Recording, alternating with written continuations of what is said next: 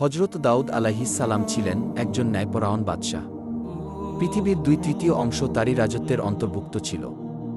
আল্লাহ তাআলা হজরত দাউদ আলাইহিস সালামকে অনেক অলৌকিক ক্ষমতা, বিপুল ধন সম্পদ এবং সুমধুর কণ্ঠ দান করেছিলেন। একবার হজরত দাউদ আলাইহিস সালাম সমুদ্রের তীরে বসে আল্লাহর ইবাদাতে মগ্ন ছিলেন।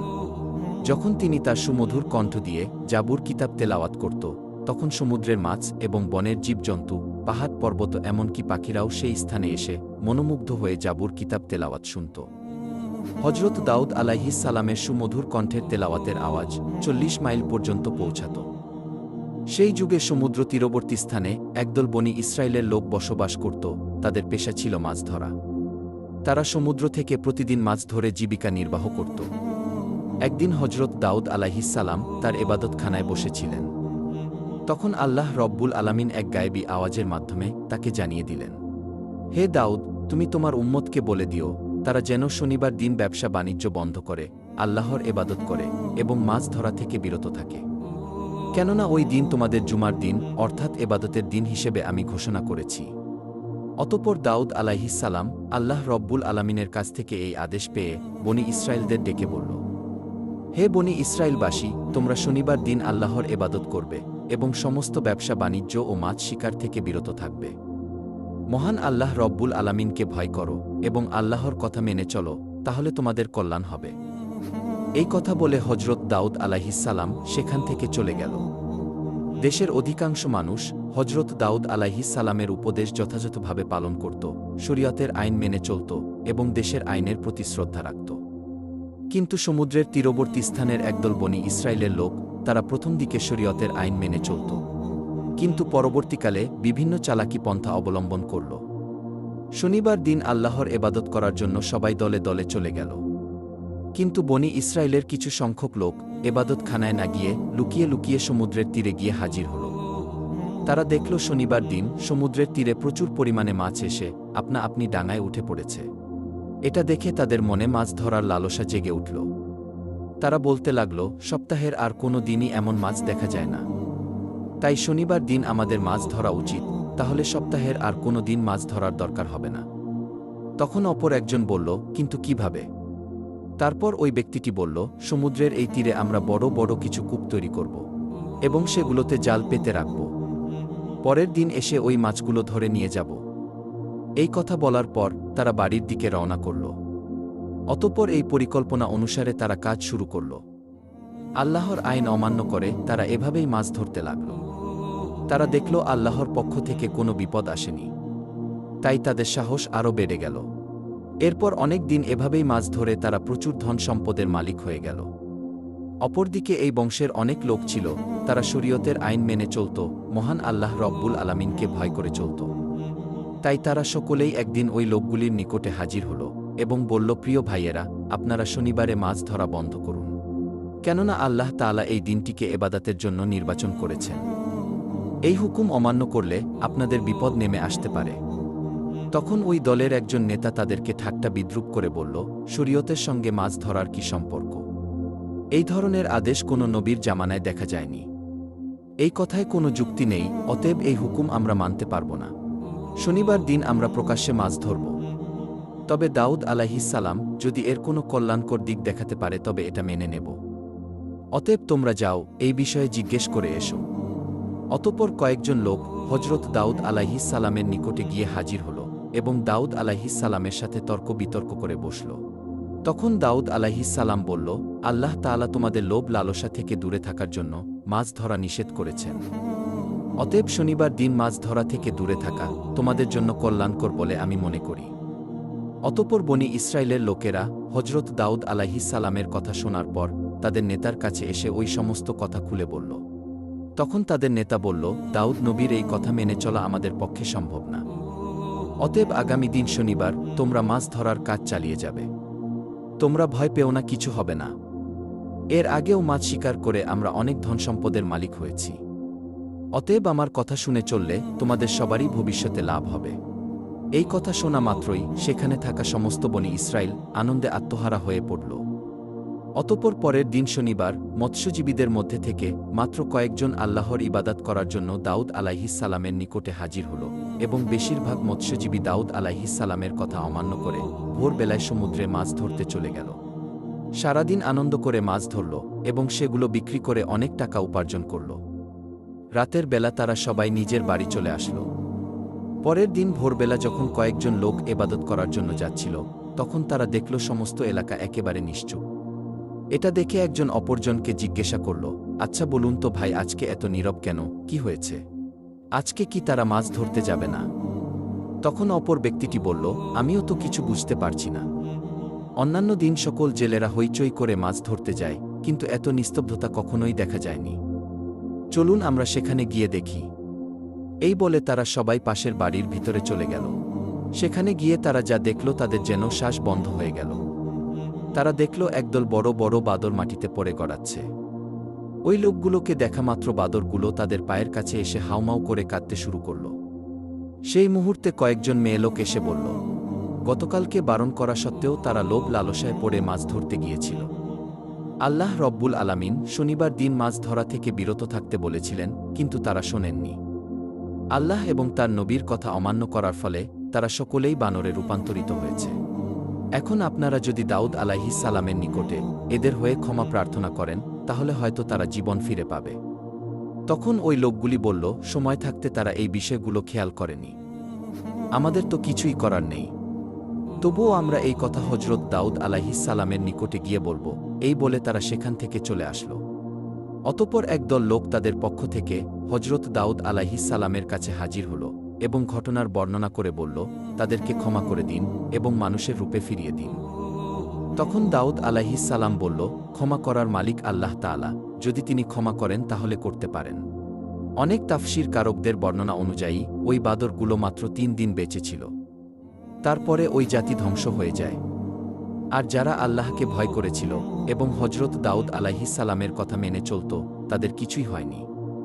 অতঃপর তারা সুখে শান্তিতে বসবাস করতে লাগল। একদিন বনি ইসরায়েলের কয়েকজন লোক হজরত দাউদ আলাইহিস সালামের নিকটে হাজির হয়ে বলল, হে নবী, আমাদেরকে কিয়ামতের কিছু আলামত দেখান, যাতে আমাদের ঈমান আরও মজবুত হয়। তখন হজরত দাউদ আলাইহিস সালাম বলল, 4 দিন পর তোমরা মক্তবের সামনের ময়দানে এসো, তাহলে কিয়ামতের কিছু আলামত দেখতে পাবে। এই কথা বলে তাদেরকে বিদায় দিলেন। সেই যুগে বনি ইসরায়েলদের মধ্যে একজন ধনী ব্যক্তি ছিল। তার সম্পদের অভাব ছিল না। তার একটি শখের গরু ছিল। গরুটির চেহারা খুব সুন্দর ছিল। সব সময় গরুটিকে সোনা রূপা দিয়ে সাজিয়ে রাখত। যে কেউ দেখলে গরুটির থেকে চোখ ফেরাতে পারত না এবং গরুটিকে মাঠে মুক্তভাবে ছেড়ে দিত। সারাদিন মাঠে চড়ত এবং রাতের বেলা গরুটি এসে ওই ধনী ব্যক্তির বাড়িতে শুয়ে পড়ত। হঠাৎ একদিন ওই গরুটি নিখোঁজ হল।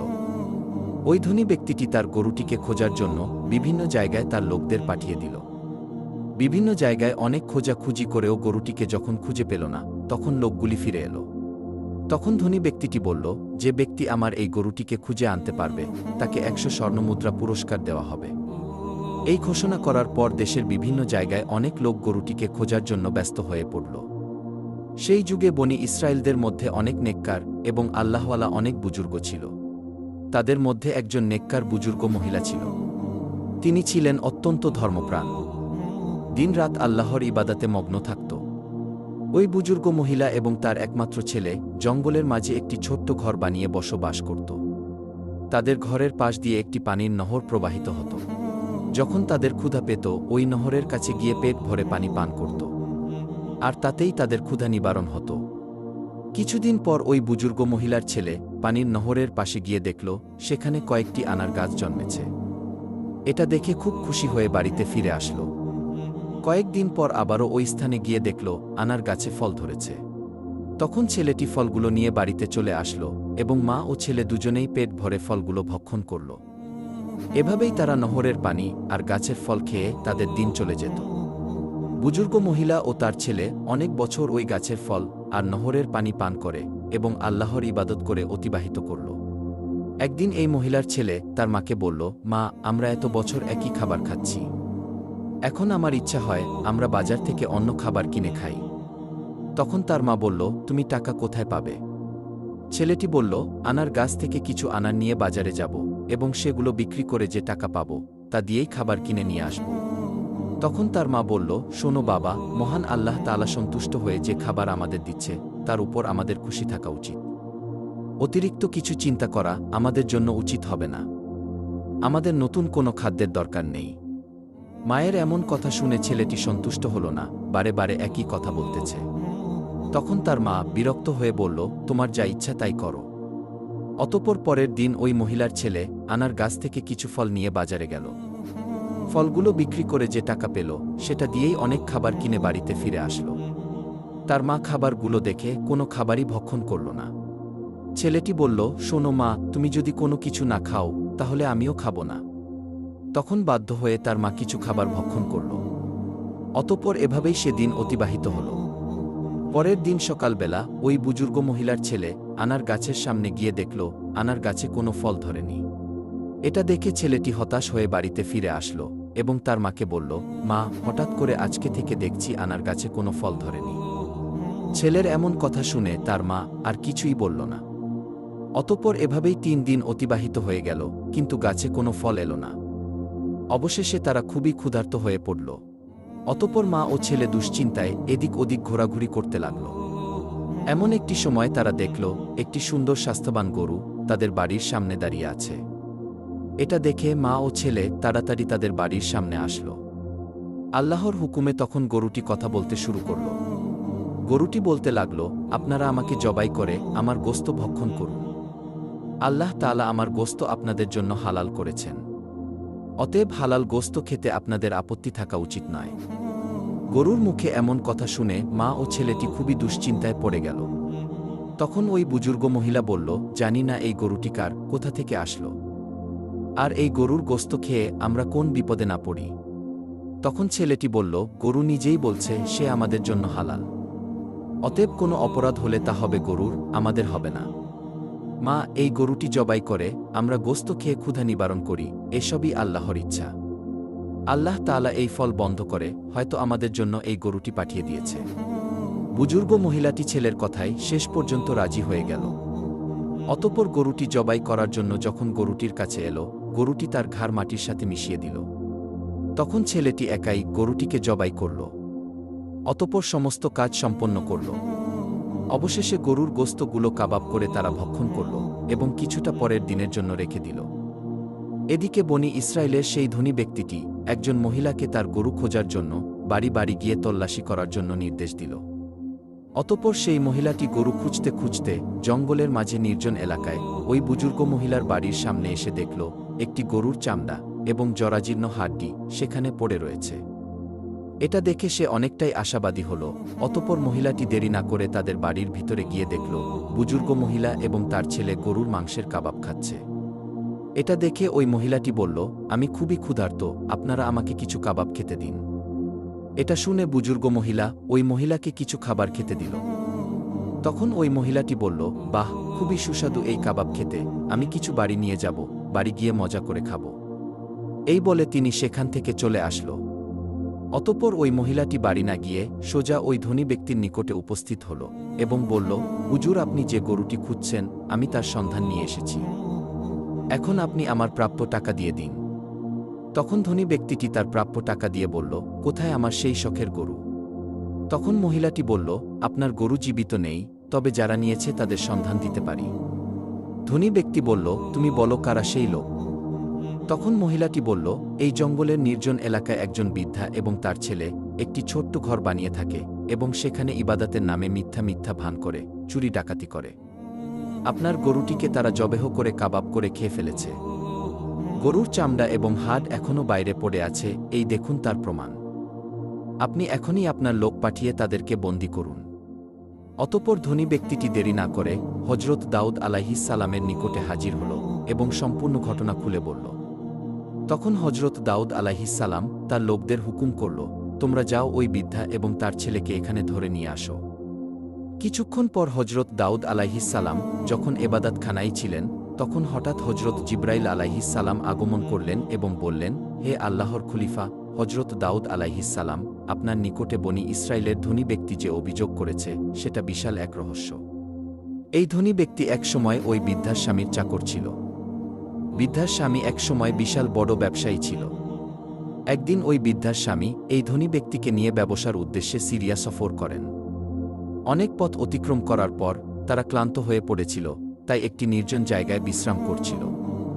তখন তার মাথায় খারাপ চিন্তা আসে এবং ওই বৃদ্ধার স্বামীকে ঘুমান্ত অবস্থায় হত্যা করে, আর সমস্ত ছাগলসহ আরও মালামালগুলো নিয়ে মিশরে চলে যায়। সেখানে সমস্ত কিছু বিক্রি করে শুধুমাত্র এই গরুটি ছাড়া, যার ফলে বিশাল অর্থের মালিক হয়ে যায়। দেশে ফিরে খুব অল্প সময়ে মিথ্যা প্রচার করে সমাজের একটি ধনী ব্যক্তিতে পরিণত হয়। এখন যে গরুটি বৃদ্ধা এবং তার ছেলে জবাই করে খেয়ে ফেলেছে সেটি ওই বৃদ্ধার স্বামীর গরু ছিল। আর এখন ওই ধনী ব্যক্তির যে বিপুল ধনসম্পদ আছে সেগুলো ওই বৃদ্ধার স্বামীর অর্জন করা হালাল সম্পদ। অতএব এই ঘটনাকে সম্মুখে রেখে আপনি ন্যায় বিচার করবেন।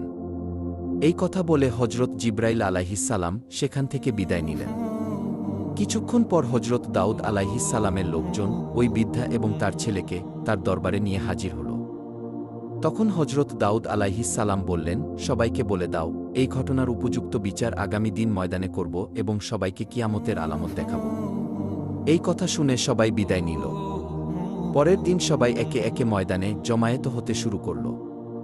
নির্ধারিত সময় মতো হজরত দাউদ আলাইহিসসালাম প্রথমে তার সুমধুর কণ্ঠে জাবুর কিতাব তেলাওয়াত করলেন। সমস্ত মানুষ তার সুমধুর কণ্ঠে জাবুর কিতাব তেলাওয়াত মনোমুগ্ধ হয়ে শুনল।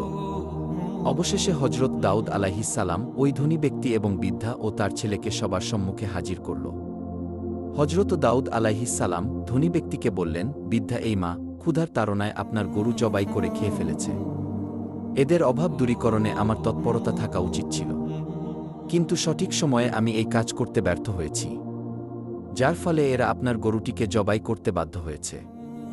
অতএব আপনি এদেরকে ক্ষমা করে দিন। তখন ধনী ব্যক্তি বলল, না, আমি ক্ষমা করব না। কাউকে না জানিয়ে আমার শখের গরু চুরি করে খেয়ে ফেলেছে, আপনি এর ন্যায় বিচার করুন। তখন দাউদ আলাইহিসসালাম বললেন, আচ্ছা ঠিক আছে, তাহলে গরুর ক্ষতিপূরণ সহ প্রাপ্য দাম আমি আপনাকে দিয়ে দিচ্ছি। এখন আপনি তাদেরকে ক্ষমা করে দিন। ধনী ব্যক্তিটি বলল, আমি ক্ষমা করতে আসিনি, সঠিক বিচারের জন্য আপনার কাছে এসেছি। ঠিক এমন সময় হজরত জিব্রাইল আলাইহিসসালাম এক গায়েবী আওয়াজ দিয়ে বললেন, হে দাউদ আলাইহিসসালাম, ওই ধনী ব্যক্তি বহুবার ন্যায় বিচারের কথা বলেছে, অতএব আপনি ন্যায় বিচার করে দিন। অতঃপর হজরত দাউদ আলাইহিসসালাম ওই বৃদ্ধাকে জিজ্ঞাসা করলেন, আপনাদের এই বিষয়ে কিছু বলার আছে? তখন বৃদ্ধা বলল, হুজুর, আমার স্বামী একজন নেককার ব্যবসায়ী ছিলেন। তিনি চিরদিন ব্যবসার অর্ধেক লাভের টাকা গরিব দুঃখীদের দান করতেন। কিন্তু একদিন ব্যবসার উদ্দেশ্যে সিরিয়া যাত্রা করেন, তারপর থেকে আর কখনোই ফিরে আসেনি। আমি তখন আমার একমাত্র ছোট্ট ছেলেকে নিয়ে খুবই চিন্তিত হয়ে পড়ি। আমার সমস্ত ধন সম্পদ দুষ্টু লোকেরা নিয়ে নিয়েছে, ফলে আমাকে অনেক দিন ক্ষুধায় দিন কাটাতে হয়েছে। আমি এই কষ্ট সহ্য করতে না পেরে এক জঙ্গলের মাঝে নির্জন জায়গায় গিয়ে আল্লাহর ইবাদতে মগ্ন হয়ে পড়ি। সেখানে নহরের পানি এবং গাছের ফল খেয়ে অনেক বছর কাটিয়ে দিয়েছি। এভাবে মহান আল্লাহ আমাদের রিজিকের ব্যবস্থা করে দিয়েছিলেন। একদিন আমার ছেলে ওই গাছের ফল খেতে রাজি হল না। বাজারে গিয়ে কিছু নতুন খাবার কিনে আনল। তার পরদিন থেকে ওই গাছে আর ফল ধরছে না। অবশেষে আমি এবং আমার ছেলে ক্ষুধায় কাতর হয়ে পড়েছিলাম। ঠিক তখনই কোথা থেকে যেন একটি গরু আমাদের বাড়ির সামনে এসে আল্লাহর হুকুমে মানুষের মতো কথা বলতে লাগল। সে বলল, আমি তোমাদের জন্য হালাল, অতএব তোমরা ক্ষুধায় কষ্ট পাচ্ছ কেন? আমাকে জবাই করে আমার মাংস খেয়ে ক্ষুধা নিবারণ করো। এই কথা শুনে আমরা গরুটি জবাই করে তার মাংস কাবাব করে খেয়ে ফেলেছি। এখন আপনি যে বিচার করবেন তা আমরা মাথা পেতে নেব।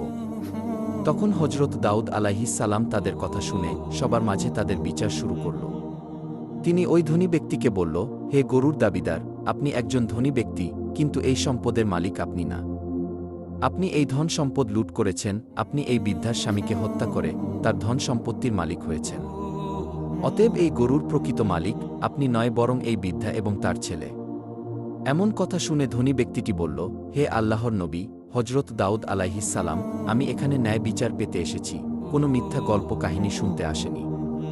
সুতরাং এই বৃদ্ধা যা বলছে তা সম্পূর্ণ মিথ্যা। তখন দাউদ আলাইহিসসালাম বললেন, আপনি আসলেই মিথ্যুক, আপনার এই ঘটনা আমি জানতাম না, আমাকে হজরত জিব্রাইল আলাইহিসসালাম জানিয়েছেন। অতঃপর দাউদ আলাইহিসসালাম বললেন, এখানে যে অপরাধী তার হাত পা এবং সমস্ত অঙ্গ প্রত্যঙ্গ সঠিক সাক্ষী দাও। এই কথা বলার সাথে সাথে ওই ধনী ব্যক্তির জবান বন্ধ হয়ে গেল। সঙ্গে সঙ্গে ধনী ব্যক্তির হাত সাক্ষ্য দিতে লাগল, হুজুর আপনার কথাই সত্যি, আমি ছুরি দিয়ে আমার মালিকের গলা কেটে হত্যা করেছি। অতঃপর সমস্ত ধন সম্পদ বিক্রি করে তা থেকে প্রচুর টাকার মালিক হয়েছি। এভাবেই সমস্ত অঙ্গ প্রত্যঙ্গ একে একে সাক্ষী দিতে লাগল। তখন হজরত দাউদ আলাইহিসসালাম বললেন, এই ধনী ব্যক্তির ধন সম্পদ এবং সব কিছুই এই বৃদ্ধা এবং তার ছেলেকে দিয়ে দাও এবং ওই ধনী ব্যক্তিকে কতল করে ফেল। সাথে সাথে এই ঘোষণা কার্যকর করা হল। অতঃপর বৃদ্ধা এবং তার ছেলে ময়দানে সিজদায় অবনত হয়ে পড়ল। তখন সমগ্র বনি ইসরায়েলের মানুষ এটা দেখে হতভাগ হয়ে গেল। এরপর দাউদ আলাইহিসসালাম বললেন, আজকের দিনের এই ঘটনা তোমাদের জন্য কিয়ামতের নিদর্শন। পৃথিবীতে যে যাই করুক না কেন, কিয়ামতের দিনে তোমাদের প্রত্যেকের অঙ্গ প্রত্যঙ্গ হবে আসল সাক্ষী। অতএব কিয়ামতের কঠিনতম দিনে উদ্ধারের জন্য শরিয়াত পালনে অঙ্গীকারবদ্ধ হও এবং এটাই হবে তোমাদের জন্য উত্তম। এই ঘটনা থেকে আমরা এই শিক্ষা নিতে পারি, মহান আল্লাহ রব্বুল আলামিন পবিত্র কোরআনে যে সব কাজগুলো বর্জন করতে বলেছেন সেগুলো বর্জন করব এবং সঠিক পথে চলব। আল্লাহ তাআলা যেন আমাদেরকে প্রিয় নবীর দেখানো পথে এবং পবিত্র কুরআনের নির্দেশ অনুসারে চলার তৌফিক দান করে।